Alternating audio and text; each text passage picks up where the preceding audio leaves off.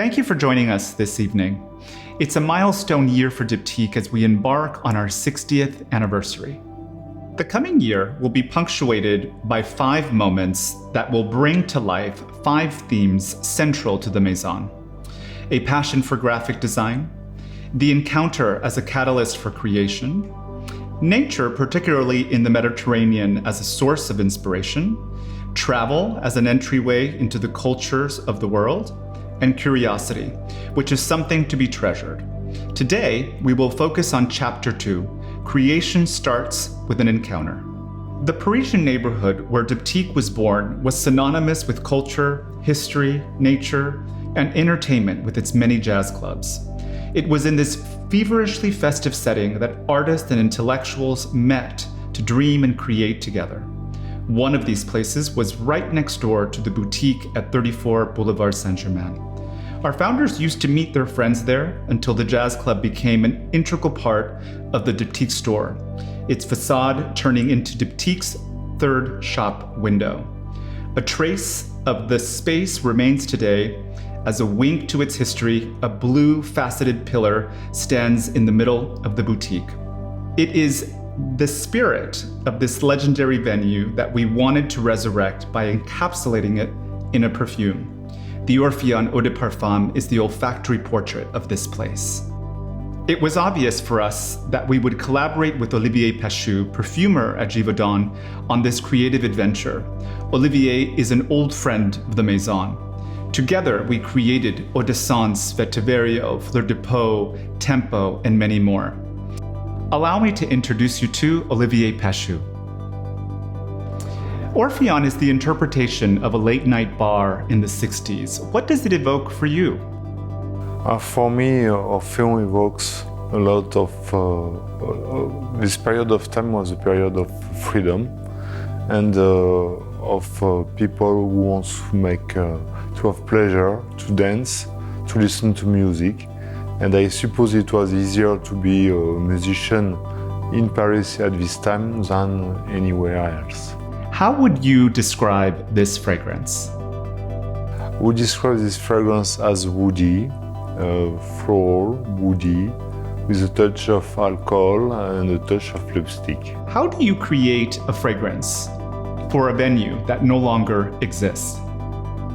My inspiration came from a place called Le Caveau de la Huchette, which is for me close to l'Orphéon, probably bigger, but for me it was this cave, this atmosphere of jazz music, of people who wanted to have drinks, who wanted to have gin tonic. So the fragrance smells also a little bit the juniper berry oil, because I use it in the fragrance. What were your sources of inspiration for this creation? My source of inspirations for this creation were first the atmosphere of the bar. So it was night.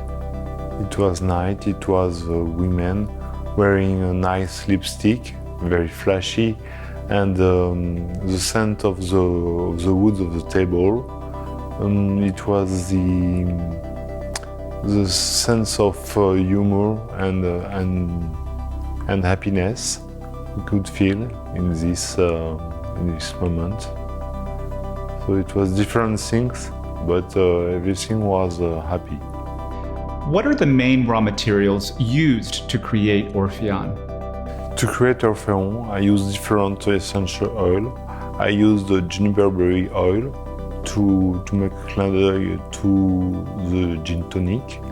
I use the lipstick fragrance that I developed some years ago for Diptyque, based on rose and violet. And I used also cedarwood oil, just to have the scent of the table. And my objective was to create a non-gender fragrance for men and women. So I worked on both sides, in the middle. Diptyque fragrances usually have an olfactory accident. Which one did you choose for Orphéon? For Féon, I use the jasmine. I use this jasmine sambac coming from India. So for me, it's more feminine fragrance, but I wanted to use it for men and women, so it was the olfactive fragrance. How long have you been collaborating with diptyque? I've been collaborating with diptyque for 13 years, 13, so creating every year the seasonal candles for Christmas, but also developing different fragrances. And I'm very happy to collaborate for a long time with the brand. Do your creations with diptyque have a unique identity? I hope that my fragrances have a unique identity. It's always difficult to ask the creator, to ask him if he knows what he brought to the brand. I hope that I brought my touch, but it's very difficult to answer the question. What is the evolution of diptyque perfumes in the coming year? I think that diptyque is creating more and more the DNA of the brand. I think that the brand tries to be true, to be frank, to be honest with the customers. And I think that step by step, that's what I try to do, is to be more and more honest, more and more to be deeper also. What diptyque fragrance do you think a younger consumer will be wearing in 30 years? I hope they will be wearing diptyque fragrances, but who knows? You know, the offer is so big, so huge, that it's very difficult to predict what will be the fragrance of the future. But I hope they will wear diptyque fragrances. And I hope they will wear Orpheum, for sure. Thank you for joining us this evening and celebrating the launch of Orpheon Eau de Parfum.